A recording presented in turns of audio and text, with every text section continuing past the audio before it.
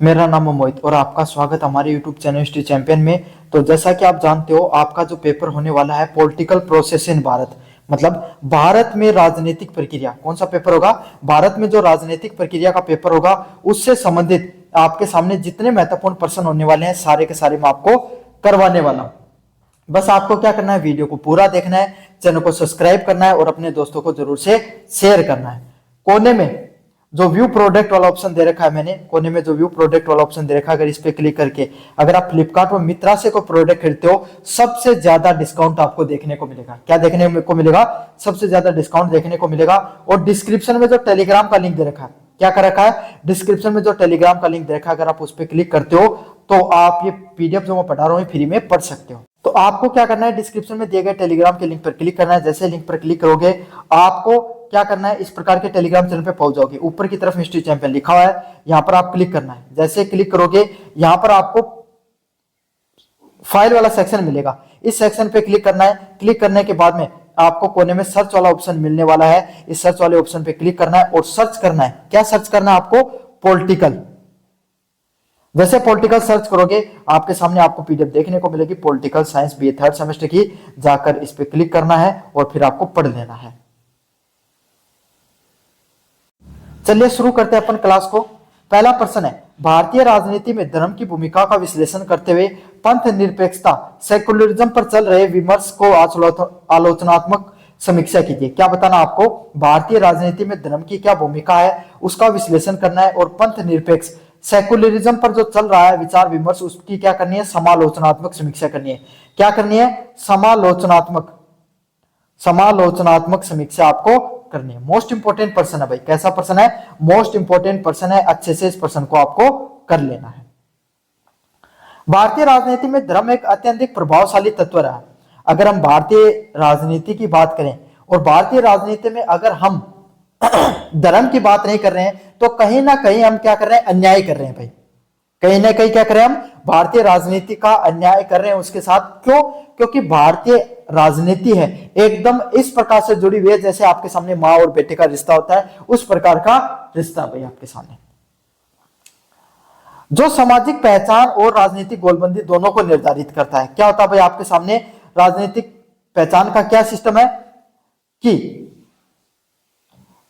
क्या होता है यहाँ पर? सामाजिक पहचान और राजनीतिक गोलबंदी। जो हमारी जाति का जो धर्म होता है ना, वो एक तो हमें क्या बताता है कि हमारी समाज में हमारी पहचान क्या है, और राजनीतिक गोलबंदी को भी निर्धारित करता है कि राजनीतिक रूप से लोगों को कैसे रहना चाहिए, उसके बारे में भी ये बताता है।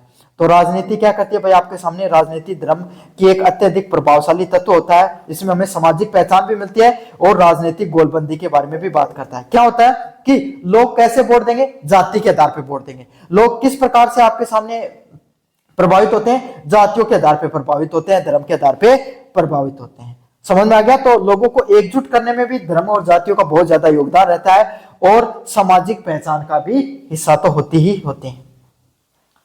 धर्म की भूमिका। भारतीय राजनीति में धर्म का प्रभाव दो स्तरों पर देखा जा सकता है। मतलब अगर हम भारतीय राजनीति को विस्तार से समझें तो धर्म का प्रभाव कितने स्तरों पर है? दो स्तर पे है। समझ में आ गया? भारतीय राजनीति का प्रभाव आपके सामने दो अलग अलग स्तरों पर देखने को मिल सकता है, सकारात्मक और नकारात्मक। जीवन में कोई भी पहलू होता है उसका कभी भी एक पहलू नकारात्मक और सकारात्मक हमेशा ही होते हैं। सिर्फ नकारात्मक नहीं हो सकता, सिर्फ सकारात्मक भी नहीं हो सकता। दोनों चीजें कभी भी नहीं हो सकती भाई आपके सामने। अलग अलग दोनों पहलू होते हैं, सकारात्मक भी होता है और नकारात्मक पहलू भी देखने को मिलता है। सकारात्मक रूप से धर्म नैतिक मूल्यों और सामाजिक सेवाओं को प्रेरणा देता है। क्या होता है? सकारात्मक पहलू क्या करता है भाई? हमें धर्म समाज को नैतिकता सिखाता है। धर्म क्या करता है? समाज को नैतिकता समझाने का काम करता है। समझ में आ गया? नैतिक मूल्य क्या होते हैं? संस्कार, कि हमें समाज में कैसे रहना चाहिए, कैसा खान पान करना चाहिए, कैसा पहनावा पहनना चाहिए, ये सब चीजें हमें कौन समझाता है भाई? धर्म हमें समझाने का काम करता है। सामाजिक सेवा किस चीज के बारे में बताता है? सामाजिक सेवा की भी प्रेरणा देता है। समाज के अंदर हमारे सभी लोगों को किस तरीके से आगे बढ़कर जिंदगी में आगे बढ़ने की प्रेरणा देने का भी काम करता है। तो देखो थे कहीं को खान पान करोगा, कहीं रहोगा, कहीं बोलोगा, कहीं लोगों के साथ बिहेव करोगा, कठे सीखो, कठे से सीखी ये सब चीजें। आपा कठे से सीखी? आपा अपने धर्म से, माता पिता से और हम सब चीजें से सीखी। कठे न कठे भाई कोई भी गलत काम करा जाना अपने केवल माओ कि भाई कठे न कठे भगवान अपना देख रहे हो। तो यही है, हम हमारे क्या करते हैं समाज में जो धर्म हो गया, नैतिक मूल्य हो गए और सामाजिक सेवा को प्रेरित कैसे होते हैं। जो धर्म होता है उसका जो सकारात्मक, धर्म का जो सकारात्मक जो पहलू होता है, इससे क्या होते हैं, हम क्या क्या सीखते हैं, नैतिक मूल्य सीखते हैं, सामाजिक सेवा के रूपों को सीखते हैं। इसका एक और रूप होता है नकारात्मक पहलू। एक और रूप क्या होता है, नकारात्मक रूप या नकारात्मक पहलू। इसका उपयोग तुष्टीकरण व ध्रुवीकरण के लिए किया जाता है। क्या किया जाता है, आपके सामने नेगेटिव पॉइंट क्या होता है, लोगों को एक जगह इकट्ठा करने के लिए, राजनीतिक गोलबंदी करने के लिए, लोग अपना फायदा उठाने के लिए अक्सर क्या करते हैं, धर्म का सहारा लेते हैं। क्या करते हैं, अक्सर धर्म का सहारा लेते हैं। राजनीति दल अक्सर धार्मिक भावनाओं का लाभ उठाकर वोट बैंक की राजनीति करते हैं। आपके सामने क्या करते हैं भाई, जो राजनीतिक दल क्या करते हैं, लोगों की जो धार्मिक भावनाएं होती हैं, लोगों की जो धार्मिक भावनाएं होती हैं उसका फायदा उठाकर लोगों को अपने धर्म के प्रति प्रेरित कर कर कि हम ही हैं जो आपके धर्म के रक्षक हैं, झंडा ऊंचा कर कर। चाहे वो नैतिक रूप से उनके अगर कर्म देख लो तो उनके कोई धार्मिक कर्म नहीं है, वो जो बातें करते हैं उनका उनके कर्मों से कोई महत्व नहीं है, लेकिन वो आपको धर्म का झंडा उठाकर क्या करेंगे, आपको गुमराह करने का प्रयास करेंगे। और एक समझदार व्यक्ति वही होता है जो बिल्कुल भी गुमराह नहीं होता है। वोट बैंक की राजनीति करते हैं जिससे सांप्रदायिकता की समस्याएं उत्पन्न होती है। क्या होता है, समय के साथ आपके सामने जो लोग है वो वोट बैंक की राजनीति करते हैं जिससे सांप्रदायिकता की समस्याएं हैं वो आपके सामने देखने को मिलती हैं। क्या होती है, जो सांप्रदायिकता होती है, क्या होती है, सांप्रदायिकता होती है, लोग आपस में जो एक दूसरे के साथ क्या धर्म के आधार पर विभाजित होते हैं, उस हिसाब की जो समस्याएं वो धीरे धीरे देखने को मिलती हैं।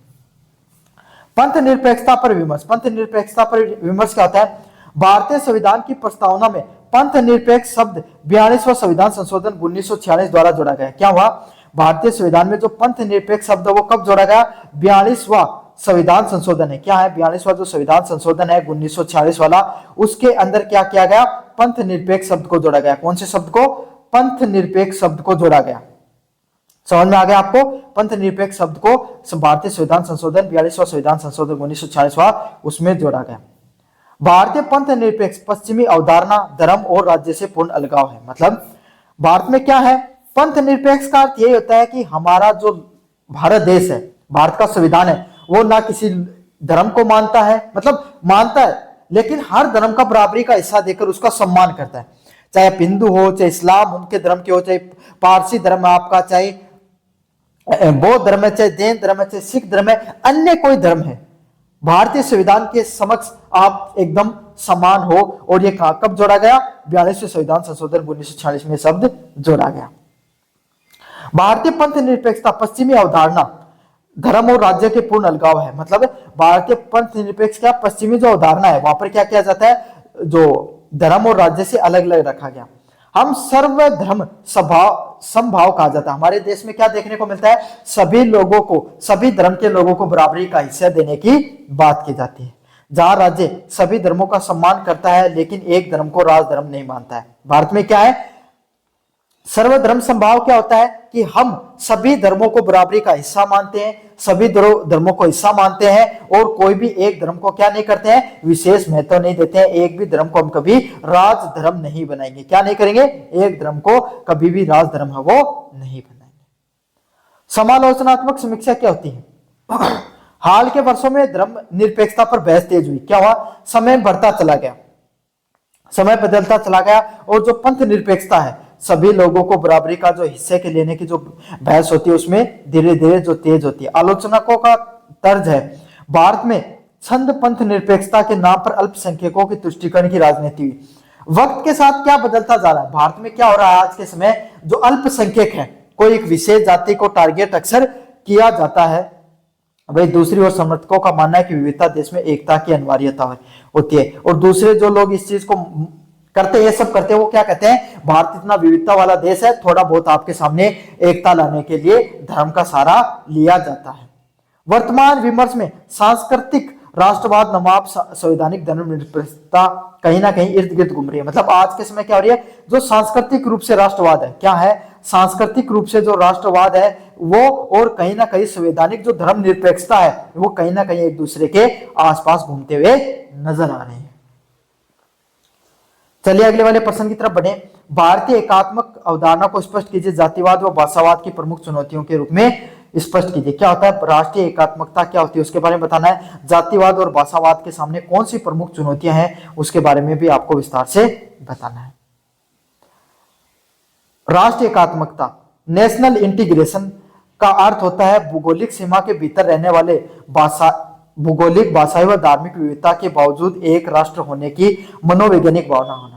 राष्ट्रीय एकात्मकता क्या होते हैं, हमारा भारत देश है, एक भौगोलिक सीमा के अंदर हम रहते हैं। जैसे हम राजस्थान, अगर आप राजस्थान से हरियाणा में जाते हो, वहां के लोगों की भाषा अलग है, वहां के लोगों का खान पान अलग है, वहां के लोगों की वैचारिकता अलग होगी, वहां के लोगों की संस्कृति अलग होगी, है ना। तो उसी को क्या कहा जाता है, आपके सामने राष्ट्रीय विविधता के नाम से जाना जाता है ना। लेकिन लोगों की यही विविधता, चाहे भौगोलिक आधार पे हो, चाहे भाषाई आधार पे हो, चाहे धार्मिक आधार पे हो, हमें क्या होना है, जब बात आती है भारत, चाहे हम कितने भी बटे हों, लेकिन जब बात आती है भारत एक राष्ट्र के रूप में, भारत एक राष्ट्र के रूप में, तो हम सभी लोग क्या हो जाते हैं भाई, एक हो जाते हैं। और यही चीज हमें क्या करती है, विविधता हमें एकता प्रदान करने का काम करती है। विविधता क्या करती है, हमें एकता प्रदान करने का काम करती है। प्रमुख चुनौतियों की बात करें, पहली चुनौती है जातिवाद। जातिवाद एकता का सबसे बड़ा खतरा है। भारत में क्या है, जातिवाद है ना, वो भारत की राष्ट्रीय एकता को, भारत की जो राष्ट्रीय एकता है उसके सामने सबसे बड़े खतरे के रूप में उभर कर आ रहा है। यह समाज में उच्च नीच के आधार पर खंडित करने का काम करता है। क्या करता है, समाज को अलग अलग वर्गों में बांटता है। समाज का उच्च वर्ग हो गया चाहे निम्न वर्ग हो गया, सभी को जो अलग अलग वर्गों के आधार पर बांटने का काम करता है। राजनीति में जातिगत पहचान का उपयोग जब संकीर्ण स्वार्थों के लिए किया जाने लगे, क्या हो, भारत में जब राजनीति की पहचान, राजनीति की जो जातिगत पहचान है उसका उपयोग कैसे किया जा रहा है, संकीर्ण स्वार्थों के लिए, छोटे विचारों के लिए, लोगों को भड़काने के लिए, अपना फायदा उठाने के लिए जब आपके सामने प्रयोग किया जाता है राजनीति की जातिगत पहचान को, तो आपके सामने क्या होता है, राष्ट्रीय हितों के ऊपर सामुदायिक हितों को प्राथमिकता देता है। जातिगत क्या करता है भाई, आपके सामने जातिवाद क्या करता है, जब लोग जाति के आधार पे वोट देते हैं, लोग अपने लोगों को चुनते हैं, दूसरी जातियों को महत्व नहीं देते हैं, तो लोग क्या करेंगे, एक नहीं हो पाएंगे। पूरा राष्ट्र है ना, उसका विकास नहीं हो पाएगा, सिर्फ लोग अपनी जातियों का महत्व देने लग जाएंगे। इसलिए पूरे संपूर्ण राष्ट्र के लिए एक बहुत बड़ा खतरा निकल कर आता है। अगले वाला पॉइंट है भाषावाद। क्या पॉइंट है, भाषावाद। भाषावाद क्या होता है, भारत एक बहुभाषी देश है। भारत क्या है, भारत एक छोटा देश नहीं है भाई, हमारा हर राज्य की एक अलग अलग भाषा है। और मैं राज्य की क्यों बात करूं, हर एक अपना जो क्षेत्र है, एक क्षेत्र की भी अपनी अलग अलग भाषा देखने को मिलती है। भाषा जब अस्मिता का प्रश्न बन जाती है, भाषा क्या होती है, आपके सामने एक अस्मिता की पहचान बन जाए, किसकी पहचान बन जाए, एक अस्मिता की, एक क्षेत्रवाद की पहचान बन जाए, तो टकराव पैदा होता है। मतलब जब आपके सामने भाई हरियाणा के लोग राजस्थान की भाषा के आधार पर टकराव कर रहे हैं, महाराष्ट्र में मराठी भाषा के ऊपर आपके सामने लोग क्या कर रहे हैं, दूसरे लोगों के साथ गलत व्यवहार कर रहे हैं, तो ये क्या होती है, एक कमजोरी बन जाती है। लोगों को एक करने का काम तो करती है भाषा, लेकिन जब लोग दूसरी भाषाओं का, दूसरे व्यक्तियों का सम्मान नहीं करते हैं, तो जो आपके सामने जो अस्मिता का काम था वही क्या है, कमजोरी का भी के रूप में बरकर आती है। 1950 के दशक में भाषाई आधार पर राज्यों का पुनर्गठन की मांग समय समय पर हिंदी थोपने के कारण क्षेत्रीय भाषा के संरक्षण के राष्ट्रवाद के रूप में देखने को मिलती है। तमिलनाडु तेलुगु भाषा को मानने वाले लोगों को के द्वारा आज के समय हिंदी भाषा का क्यों विरोध किया जाता है, क्योंकि जो नई एनईपी आई है, नई राष्ट्रीय नीति आई है, वो क्या करती है भाई, आपके सामने जो हिंदी भाषा को अनिवार्य रूप से पढ़ाने की बात करता है। तो वहां के लोगों को पसंद नहीं है भाई, उन लोगों का गठन ही, जो वो उस राज्य का गठन ही इस आधार पे हुआ है, क्षेत्रीय आधार पे, भाषा के आधार पे हुआ है, तो वो लोग क्या करते हैं भाई, आपके सामने हिंदी भाषा को मानने से क्या कर देते हैं भाई, उनको पढ़ने से या मानने से इनकार कर देते हैं। इसीलिए क्या होता है, धीरे धीरे क्षेत्रीय आधार पे लोग चीजें बढ़ जाते हैं और आपके सामने जो क्षेत्रीयवाद के चक्कर में जो राष्ट्रीयवाद की जो भावना वो कमजोर पड़नी शुरू हो जाती है। इन चुनौतियों के बावजूद साझा इतिहास, लोकतांत्रिक प्रक्रिया व क्रिकेट या सिनेमा जैसी सांस्कृतिक माध्यम से हम क्या होता है, भारत देश एक होता है। मतलब भारत में विविधता बहुत है, हम मानते हैं, लेकिन फिर भी अनेक चुनौतियों के बावजूद भी हम एक हैं। चलिए अगले वाले पॉइंट की बात करें। भारत में क्षेत्रवाद, आतंकवाद व नक्सलवाद को राष्ट्रीय एकता पर क्या प्रभाव पड़ता है उसके बारे में विस्तार से पढ़िए। भारत में आंतरिक सुरक्षा और राष्ट्रीय एकता के समक्ष तीन प्रमुख खतरे हैं। मतलब भारत के अंदर आंतरिक खतरों की बात करें, आंतरिक सुरक्षा की बात करें, राष्ट्रीय एकता की बात करें, उसके सामने भारत में क्या है, तीन प्रमुख खतरे हैं। पहला खतरा क्षेत्रवाद। कौन सा खतरा भाई आपके सामने? क्षेत्रवाद का खतरा। क्षेत्रवाद का क्या खतरा होता है? अपनी विशिष्ट व भौगोलिक व सांस्कृतिक पहचान के प्रति अत्यधिक प्रेम जब राष्ट्र शेष राष्ट्र के प्रति विरोध में बदल जाता है, वो क्षेत्रवाद के नाम से जाना जाता है। क्या होता है? आप राजस्थान में हो, आप बस राजस्थान से तो प्रेम करते हो, लेकिन भारत से प्रेम नहीं करे, हरियाणा के लोगों से आपको कोई मतलब नहीं है, गुजरात के लोगों से आपको कोई मतलब नहीं है, तो इसको क्षेत्रवाद के नाम से जाना जाता है। क्या होता है? जब आप अपने भौगोलिक दृष्टिकोण और सांस्कृतिक पहचान को क्षेत्रवाद के रूप में जोड़कर इतना बड़ा बना लेते हो कि बाकी लोगों का महत्व आप गौण या शून्य कर देते हो, उसको किसके नाम से जाना जाता है? क्षेत्रवाद के नाम से जाना जाता है। किस नाम से जाना जाता है? क्षेत्रवाद के नाम से जाना जाता है।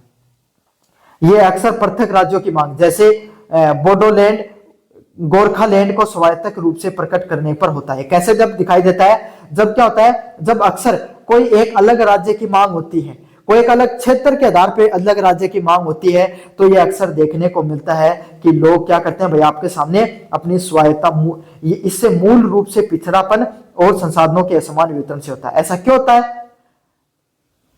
बिहार और झारखंड का अलग अलगाव क्यों हुआ? क्योंकि लोगों में क्या देखने को मिला कि झारखंड के अंदर भाई क्या बहुत ज्यादा संसाधन है, उनका शोधन भी होता है, और बिहार में आपके सामने कम है, तो लोगों के उनके कारण उन लोगों को में भी पिछड़ापन का कारण देखने को मिलता है। तो यही है आर्थिक पिछड़ापन और संसाधन का जो असमान वितरण होता है, इस वजह से भी चीजें देखने को मिलती हैं। अगले वाली चुनौती है टेररिज्म, आतंकवाद। आतंकवाद राष्ट्रीय एकता पर सीधा प्रहार है। आतंकवाद क्या है? एक बहुत बड़ी चुनौती है। आज से नहीं है, जब भारत आजाद हुआ तब से आपके सामने, भारत के सामने आतंकवाद जैसी समस्या है, वो एक बहुत बड़ी समस्या बनकर उभरी है। और आज के समय भारत ही क्यों, दुनिया के अनेकों अनेक विकसित चाहे विकासशील देश हो, उनके सामने आतंकवाद एक बहुत बड़ी चुनौती बनकर खड़ा है। यह न केवल धन की हानि करता है, एक आतंकवादी घटना होती है, इससे न सिर्फ लोगों को हानि पहुंचती है, किसी की मृत्यु हो गई, किसी को शारीरिक रूप से विसंगति पहुंच गई, या कोई इंसान को आपके सामने चोट पहुंची, तो यही परेशानी नहीं देखने को मिलती है धन का भी। उस आतंकवाद को पकड़ने के लिए कितने लोगों को प्रयास करना पड़ता है, कितनी समस्याएं, कितना धन, कितना खर्चा लगता है आपके सामने, ये जन धन की भी हानि करने का काम करता है। बल्कि नागरिकों के भीतर भी असुरक्षा पैदा करता है। क्या होता है? जो नागरिक होते हैं उनके अंदर भी असुरक्षा देता है। क्या करता है? असुरक्षा प्रदान करने का काम करता है। उन सब लोगों में भी क्या करता है? डर की भावना कर देता है। दिल्ली में थोड़े दिन पहले बम ब्लास्ट हुआ था, उसके बाद वहां के लोगों में भाई धीरे धीरे क्या हो गया? डर की भावना हो गई।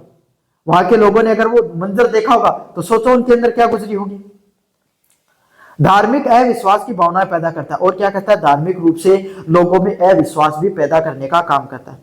सीमा पार से प्रेरित आतंकवाद की संप्रभुता के लिए बहुत बड़ी चुनौती है। मतलब दूसरे देश से, हमारे जो पड़ोसी देश से अक्सर क्या किया जाता है? टेररिस्ट ग्रुप का जो संचालन किया जाता है, जिससे क्या होता है भाई, आपके सामने जो आतंकवाद है वो क्या कर रहा है? भारत जैसे राष्ट्र के लिए क्या कर रहा है? उसकी संप्रभुता के लिए एक बहुत बड़े खतरे के रूप में उभर कर आता है, बहुत बड़ी चुनौती के रूप में उभर कर आता है। भारत के लोग क्या है? इस प्रकार की समस्याओं से बहुत ज्यादा पीड़ित है भाई। अगले वाला पॉइंट है नक्सलवाद। नक्सलवाद क्या है? आंतरिक सुरक्षा के लिए सबसे बड़ी चुनौती है। भारत में क्या है? आंतरिक सुरक्षा के लिए सबसे बड़ी चुनौती क्या भाई? नक्सलवाद। क्यों है नक्सलवाद बहुत बड़ी समस्या? नक्सलवाद मुख्य रूप से लाल गलियारे, रेड कॉरिडोर के आदिवासी क्षेत्रों में व्याप्त है। कहां पर देखने को मिलता भाई नक्सलवाद? रेड कॉरिडोर, छत्तीसगढ़ हो गया, झारखंड हो गया, ऐसा क्षेत्र जहां पर अक्सर संसाधन अलग बहुत ज्यादा देखने को मिलते हैं। प्राकृतिक रूप से लोगों को संसाधनों का आवंटन ज्यादा देखने को मिलता है। वहां के लोग जब उनको उनके संसाधनों से उनसे वंचित किया जाता है और उनको उतना क्या है, उतना फायदा नहीं मिलता है। जैसे छत्तीसगढ़ में लोग, सरकार क्या कर रहा है? कोयला निकाल रही है ना, और लेकिन उन लोगों का वहीं पर कोई विकास नहीं हो पा रहा है, ना शिक्षा मिल पा रही है। वो पहले भी आपके सामने अशिक्षित थे, गरीब थे, और आज भी गरीब है। तो उन लोगों के अंदर क्या हो जाता है? अपने क्षेत्र को बचाने के लिए कोई कट्टरता की भावना आ जाती है, उसको क्या कहा जाता है भाई? नक्सलवाद के नाम से जाना जाता है। वे विचारधारा राज्य की सत्ता को चुनौती देते हैं। ये क्या करते हैं? आपके सामने राज्य सरकार हो गई या राज्य की सत्ता है उसके खिलाफ देखने को मिलती है। हालांकि मूल से भूमि सुधार विफलता विकास का अभाव है। इसका कारण क्या है? भूमि सुधार। सरकार के द्वारा जो कृषि युक्त भूमि में सुधार किए गए वो सही नहीं हो पाते हैं। उनके जो जंगल, जमीन और माटी से जो जुड़ाव है उनसे जब उनको वंचित किया जाता है आदिवासी लोगों को, तब वो अक्सर हथियार उठाने के लिए मजबूर हो जाते हैं। लेकिन हिंसक प्रवृत्तियां विकासकारी और लोकतांत्रिक ढांचे को बाधित करते हैं। लेकिन आप अपनी भावनाओं को, अपने विचारों को भारत में बहुत से लोकतांत्रिक मंच है वहां से रख सकते हो। हिंसा करना गलत है, समझ में आ गया? तो ये जो हिंसक प्रवृत्ति अपनाना, हम इससे क्या होता है भाई, जो अलग अलग प्रकार के जो विकास कार्य हैं और लोकतांत्रिक ढांचा है वो धीरे धीरे कमजोर होता चला जाता है। ये सब कारक विकास की गति को धीमा करते हैं। जितने बाकी के जितने कारक बताए, नक्सलवाद, क्षेत्रवाद और आपके सामने आतंकवाद, ये क्या करते हैं? जो भारत में जो विकास की गति है उसको धीरे धीरे कमजोर करने का काम करते हैं। सेना और पुलिस पर भी भारी बोझ डालते हैं। सबसे महत्वपूर्ण बात है ये राष्ट्रीय गौरव व एकता की भावना को भी कमजोर करते हैं। कैसा लगा वीडियो जोर से बताना, चैनल को जोर से सब्सक्राइब कर देना। भारत में क्षेत्रवाद, आतंकवाद व नक्सलवाद क्या होता है उसके बारे में विस्तार से पढ़ा। यूनिट नंबर 3 अपनी कंप्लीट हो गई है। अगले वाले यूनिट की तरफ अपन आगे बढ़ेंगे भैया। मतलब वैदिक काल से लेकर आधुनिक काल तक भारतीय राष्ट्र की जो अवधारणा होती है उसका विकास कैसे होता है उसके बारे में आपको विस्तार से बताना है। मोस्ट इंपोर्टेंट पर्सन है। कैसा पर्सन है? मोस्ट इंपोर्टेंट पर्सन है। भारत का वैदिक काल से लेकर आधुनिक काल तक भारतीय राष्ट्र है वो कैसे विकसित होता है, किस रूप में विकसित होता है उसके बारे में आपको विस्तार से बताना है। भारत में राष्ट्र की अवधारणा केवल एक राजनीतिक इकाई नहीं है। भारत में क्या आपके सामने जो एक राष्ट्र है, भारत में क्या है? राष्ट्र की अवधारणा है वो सिर्फ एक राजनीति तक ही सीमित नहीं है। किस तक सीमित नहीं है? सिर्फ हमारे राजनीतिक इकाई तक ही सीमित नहीं है। हमारा जो प्रभाव है वो सिर्फ राजनीति तक ही सीमित नहीं है, बल्कि एक सांस्कृतिक व आध्यात्मिक चेतना भी रहा है। क्या भाई आपके सामने वैदिक काल में क्या है? वैदिक काल से आधुनिक काल में हमारा क्या देखने को मिलता है कि हमारा राष्ट्र है ना, हम राजनीति के आधार पर ही सिर्फ टिके हुए नहीं बल्कि हमारे खुद की एक संस्कृति भी है। हमारी खुद की संस्कृति है और हमारी खुद की अध्यात्मता, धर्म की बात भी करते हैं हम। समझ में आ गया? हम सिर्फ राजनीतिक रूप से एक नहीं है, अलग नहीं है, हमारी खुद की संस्कृति को और आध्यात्मिक रूप से भी अलगाव दिखाई पड़ता है। वैदिक और प्राचीन काल, वेदों में राष्ट्र शब्द का प्रयोग बार बार हुआ है। भारत के जो वेद हैं उसके अंदर जो राष्ट्र शब्द है, कौन सा शब्द है? जो राष्ट्र शब्द है उसका प्रयोग एक बार नहीं अनेकों बार किया गया है और बार बार उसका प्रयोग हुआ है। है राष्ट्र संगमिनी वसुना। ऋग्वेद को राष्ट्र को एक दिव्य चेतना के रूप में माना गया है। क्या माना गया है? वेदों ने क्या कहा है? जो राष्ट्र होता है ना वो कैसा होता है भाई आपके सामने? एक दिव्य चेतना होती है। कैसी चेतना होती है? एक दिव्य व्यक्तित्व होता है, एक दिव्य चेतना के रूप में उसको माना गया है। मतलब दिव्य चेतना क्या होती है? मतलब एक बहुत ही खूबसूरत, बहुत ही शानदार चीज होती है आपके सामने, बहुत ही विशिष्ट। भाई एक लोग है, एक व्यक्ति, ऐसे हजारों लाखों करोड़ों लोग मिलकर एक किसको बनाते हैं? एक राष्ट्र को बनाते हैं। और भारत में तो अरबों में गई हुई वो संख्या है ना, तो 100 करोड़ प्लस संख्या भाई भारत में तो है ना। तो इस प्रकार का जो सॉरी मैंने अरब बोल दिया था, 100 करोड़ जनसंख्या गई हुई है भारत के अंदर। तो इससे क्या हुआ भाई आपके सामने? कितने लोग एक राष्ट्र को बना रहे हैं? तो सब लोग मिलकर क्या, उनकी सबकी चेतना एक दिव्य चेतना के रूप में काम करती है। विष्णु पुराण में भारत को भौगोलिक सीमाओं को परिभाषित किया गया। और क्या किया गया? जो विष्णु पुराण है उसमें भारत की भौगोलिक सीमाएं उसको परिभाषित किया गया। भारत की जितनी भी भौगोलिक सीमाएं हैं उनको सबको अलग अलग जगह के हिसाब से क्या किया गया? परिभाषित किया गया है। पहले मतलब वैदिक काल के अंदर ये सब चीजें देखने को मिल रही है। पुराण, भारत के पुराण होते थे उसके अंदर भी बता दिया था कि भाई हमारे देश की सीमा यहां से यहां तक देखने को मिलती है। उत्तर यक्ष समुद्रम हिमेद्रे देव दक्षिणम तम वर्ष तद भारत नाम है भारतीय यंत्र सतति। क्या था इसका अर्थ? क्या है? यहाँ राष्ट्र शब्द एक सांस्कृतिक भूमि था जहां के लोग भारतीय कहलाए। मतलब इसका अर्थ यह है कि भारत का जो समुद्र तक विस्थापन देखने को मिलता है। क्यों? भारत के पश्चिम में, चाहे पूर्व में, चाहे दक्षिण में, भारत में कहीं ना कहीं अपना समुद्र से तो जुड़ाव है ही, हमारी सीमाएं समुद्र से तो लगी हुई है। तो उसके बारे में दिखाया गया कि भारत है वो और उसका फैलाव समुद्र तक फैला हुआ है। हमारे लोगों को, हमारे राष्ट्र के जो लोग सांस्कृतिक भूमि है वो वहां के लोग क्या कहलाते थे भाई? भारतीय के नाम से कहलाते। किस नाम से कहलाते थे? भारतीय के नाम से कहलाते थे। अगले वाला पॉइंट है मध्यकाल। अगले वाला समय कालखंड कौन सा? मध्यकाल। विदेशी आक्रमणों के दौरान भारत में राष्ट्र की अवधारणा धर्म और सांस्कृतिक प्रतिशोध के रूप में जीवित रही। मतलब समय बदलता चला गया। भारत पे क्या हुआ, आपके सामने विदेशी आक्रमणकारियों ने, चाहे तुर्की हो, चाहे कर्ण हो, चाहे आपके सामने जो तुर्क अरब के हो, अफगानी हो, है ना, चाहे आपके सामने चीनी भी काफी जो लोग हैं, उनके द्वारा भी भारत पर क्या किया गया, आपके सामने आक्रमण करने का प्रयास किया गया। क्यों? क्योंकि भारत व्यापारिक दृष्टिकोण से बहुत मजबूत था। हमारे लोगों का पहले से ही अरब के लोगों से क्या था, कनेक्शन देखने को मिलता था। भारत को लोग एक सोने की चिड़िया, एक धार्मिक, आर्थिक और सामाजिक रूप से एक समृद्धशाली देश के रूप में मानते थे। तो भारत पर काफी लोगों ने आक्रमण किया ताकि वो धन को लूट सके, यहाँ की संस्कृति को समझ सके, यहाँ के ज्ञान को प्राप्त करके अपने देश की समृद्धि को आगे ले जा सके। इसी के लिए बहुत से आक्रमण हुए। तो उस समय में भारत के अंदर क्या है, भारत की धर्म और संस्कृति है, उसके अंदर क्या था भाई, आपके सामने कि जो नए लोग आ रहे थे वो आपके सामने अपनी संस्कृति को थोप रहे थे, है ना, तो उसके प्रति भारतीय लोगों में प्रतिशोध की भावना और अपने धर्म के प्रति जो सद्भावना वो उस समय भी देखने को मिलती थी। उसके बाद में भारत के अंदर एक आंदोलन आता है, भक्ति आंदोलन। आप सबने उसका नाम सुना होगा, भक्ति आंदोलन, काफी बार पढ़ा भी होगा। भक्ति आंदोलन में क्या होता है, भक्ति आंदोलन के जो अलग अलग प्रकार के संत हैं, तुलसीदास, कबीरदास, शंकर देव ने क्या किया था, भारत को एक सूत्र में पिरोने का काम किया गया था। क्या किया था, भक्ति आंदोलन के दौरान तुलसीदास हो गए, कबीरदास हो गए, शंकर देव जैसे आपके सामने जितने भी जो लोग हैं, उन्होंने क्या किया था, सभी लोगों को एक सूत्र के अंदर पिरोने का काम किया गया था। क्या किया था, सभी लोगों को एक जगह, एक भावना में उन्होंने पिरोया था। मतलब हमारा देश क्या जाति के आधार पे, धर्म के आधार पे और अन्य विविधताओं के आधार पे हमारा देश बढ़ चुका था। तो भक्ति आंदोलन के जो संत थे, चाहे तुलसीदास, कबीरदास, चाहे शंकर देव, इन्होंने क्या कहा कि इन सभी लोगों ने मिलकर भारत के समाज के अंदर जो कुरीतियां थी, उनको कुरीतियों को दूर किया, जो कमियां थी उनको कमियों को दूर करने के लिए प्रयास किया उनके द्वारा, और आपके सामने ये सब प्रयास किए गए ताकि भारत वो और समृद्धशाली बन सके और राष्ट्रवाद की भावना को क्या और मजबूत किया गया। छत्रपति शिवाजी महाराज ने हिंदवी स्वराज्य की स्थापना की। इसी राष्ट्र भाव के से राजनीतिक अभिव्यक्ति भी देखने को मिली। छत्रपति शिवाजी महाराज के द्वारा क्या किया गया, हिंदवी स्वराज्य, मतलब ऐसा साम्राज्य जहां पर हिंदू लोगों का क्या देखने को मिले, प्रभुत्व देखने को मिले, इस प्रकार का साम्राज्य की बात की गई। अच्छा, शिवाजी हिंदू साम्राज्य की बात करते थे लेकिन अन्य धर्म के लोगों को भी मानते थे।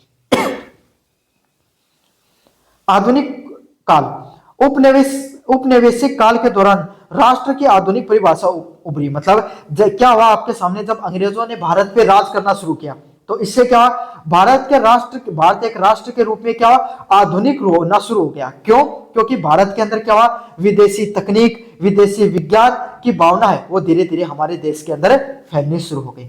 स्वामी विवेकानंद ने इसे क्या कहा, अध्यात्म राष्ट्रवाद कहा। क्या कहा, आध्यात्मिक रूप से राष्ट्रवाद के रूप में जाना कि समय की मांग के अनुसार हमें बदलना है, लेकिन हमें हमारी संस्कृति, हमारी विचारधारा, हमारे धर्म को पीछे नहीं छोड़ना है। उसका अपना महत्व है, नई तकनीक विज्ञान का भी महत्व है, लेकिन हमारी जो संस्कृति है उसको आपको कभी भी नहीं भूलना है।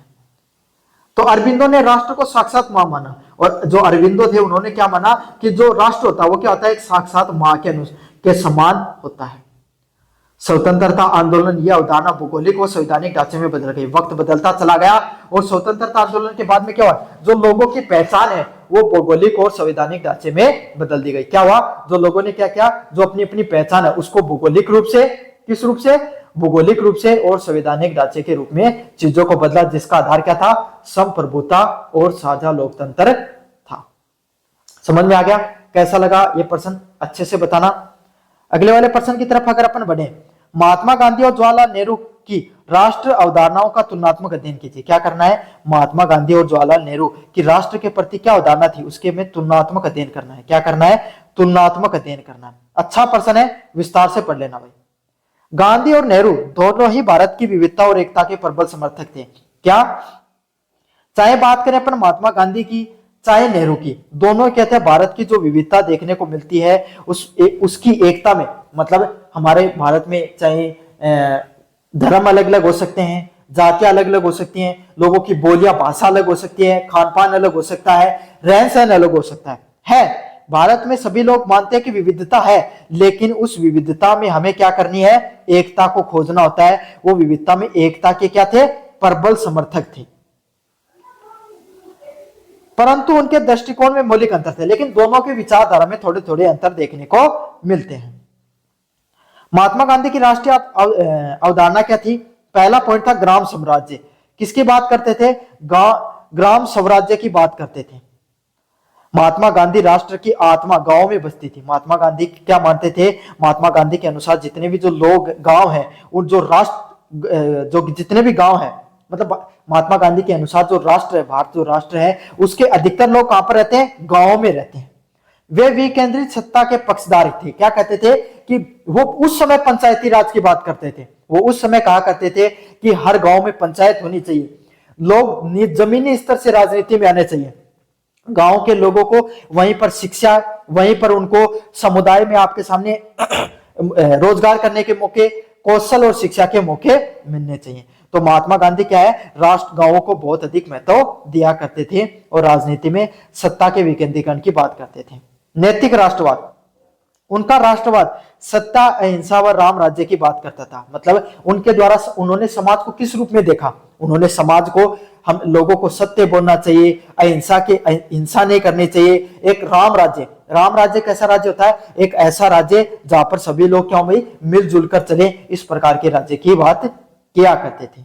स्वदेशी, वे राष्ट्र को आर्थिक रूप से आत्मनिर्भर और सांस्कृतिक रूप से जड़ों से जुड़ा हुआ देखना चाहते थे। क्या चाहते थे महात्मा गांधी? कि जो भारत देश है वो क्या होना चाहिए? आर्थिक रूप से मजबूत होना चाहिए। क्या होना चाहिए? आर्थिक रूप से मजबूत होना चाहिए। हमारे सभी लोग क्या निर्भर होने चाहिए, आत्मनिर्भर, मतलब दूसरों पर निर्भर नहीं हो, दूसरे देशों पर, हम अपने खुद पर निर्भर हो और हमारी सांस्कृतिक रूप से जड़ें हैं वो भी क्या होनी चाहिए? मजबूत होनी जरूरी है। मतलब स्वदेशी की बात करते थे। किसकी बात करते थे?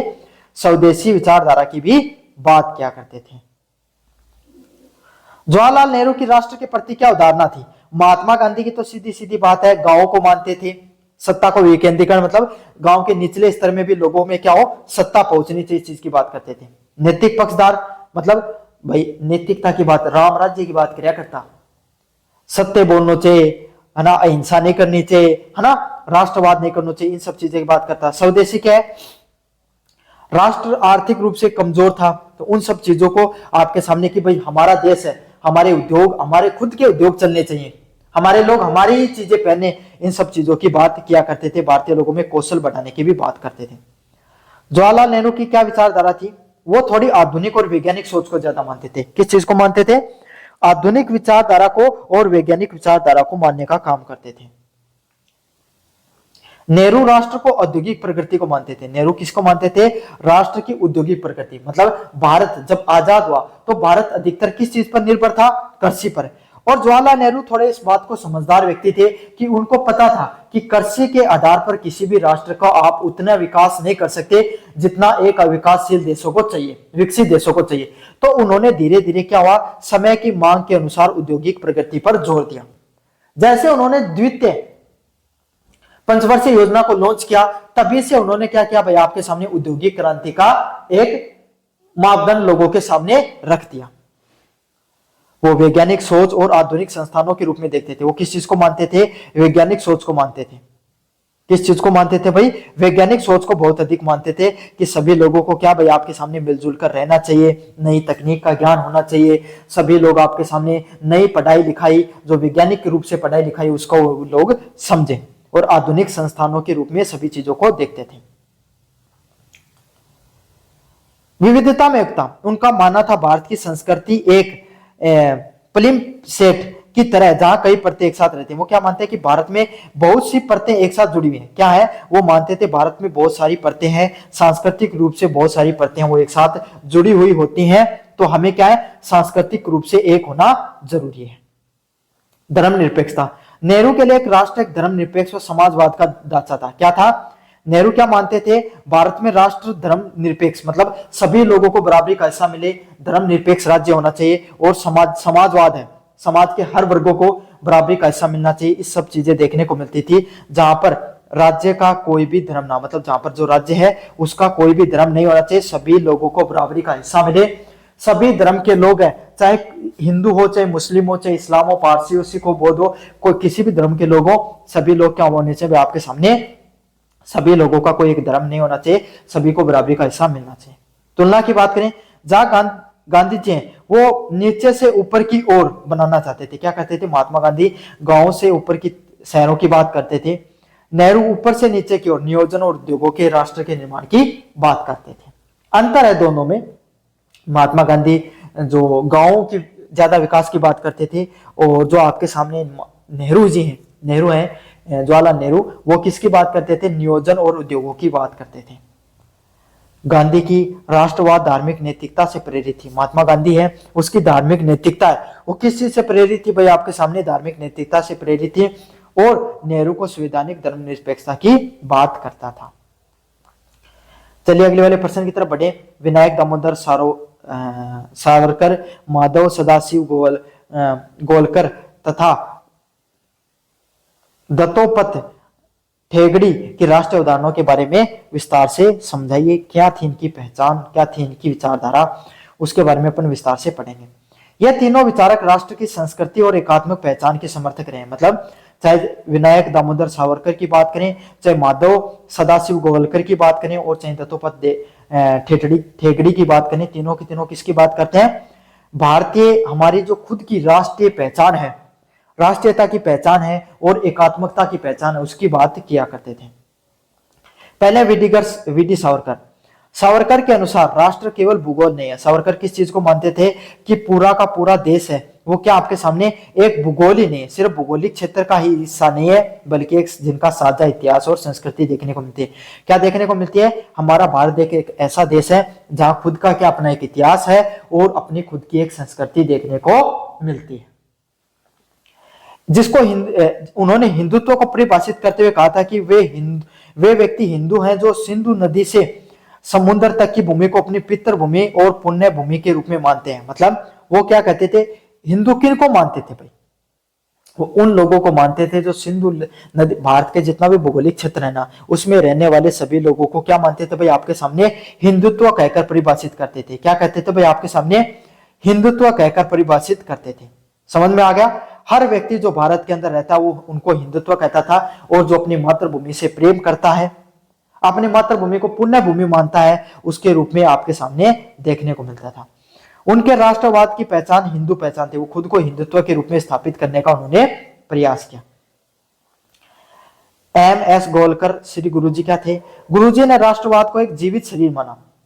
जो आपके सामने जो अपने गोलकर साहब है, उन्होंने क्या कहा कि जो पूरा का पूरा राष्ट्र है वो क्या एक जीवित शरीर की जैसे है। कैसे है, एक पूरा का पूरा हमारा शरीर होता है ना, उसके तरीके से है। उनकी पुस्तक बंच ऑफ थॉट के अनुसार भारत एक अनादिकाल से चला आ रहा राष्ट्र है। उनका क्या मानना था कि हमारी परंपराएं, हमारी विचारधाराएं, हमारी संस्कृति आज से थोड़ी है। किस समय भारत में सिंधु घाटी सभ्यता थी, तभी से उसके बाद में वैदिक सभ्यता चली आई, और हमारा भारत देश है वो बहुत पुराने समय से अपनी संस्कृति, अपनी विचारधारा, लोगों की भावनाओं को समेटे हुए है। ये क्षेत्रीय राष्ट्रवाद की बजाय सांस्कृतिक राष्ट्रवाद की बात करते हैं। क्षेत्रीय राष्ट्रवाद क्या भाई, कोई भूगोल के अंदर रहने वाले लोगों के अंदर एकता की भावना होती है, वो क्षेत्रीय राष्ट्रवाद होता है। सांस्कृतिक राष्ट्रवाद क्या होता है भाई, आपके सामने कोई देश है, वहां में जो एक संस्कृति विशेष के लोग हैं वो एकजुट होकर रहे, उसको सांस्कृतिक राष्ट्रवाद के नाम से जाना जाता है। जैसे भाई अपन हिंदू हैं, धर्म या जाति के आधार पे लोगों की संस्कृति एक है। जैसे राजस्थान है, राजस्थान के लोगों की एक अपनी संस्कृति है, तो अपनी क्या यह सांस्कृतिक क्षेत्रीयवाद हो सकता है, राष्ट्रवाद हो सकता है। उसी तरीके से क्षेत्रीय राष्ट्रवाद यह है कि पूरा पूरा भारत है, भूगोल के आधार पर अपन ने बांट लिया उस हिसाब से। उनके अनुसार राष्ट्र की शक्ति सांस्कृतिक एकता और अनुशासन में नहीं थी। उनका क्या माना था, जो पूरे भारत देश की जो शक्तियां हैं वो उनकी संस्कृति और एकता अनुशासन में निहित होती हैं। दत्तोपंत ठेंगड़ी के अनुसार, ठेंगड़ी जी ने राष्ट्र को स्वदेशी व श्रमिक दृष्टिकोण से देखा। ठेंगड़ी जी ने क्या माना, भारत का एक राष्ट्र है वो कैसा है, स्वदेशी है, मतलब हमारे द्वारा लोगों की जो विचारधारा है, सभी लोगों को एकजुट होकर मिलजुल कर रहना चाहिए, और श्रमिक वर्ग उनके हितों की भी उन्होंने बात की।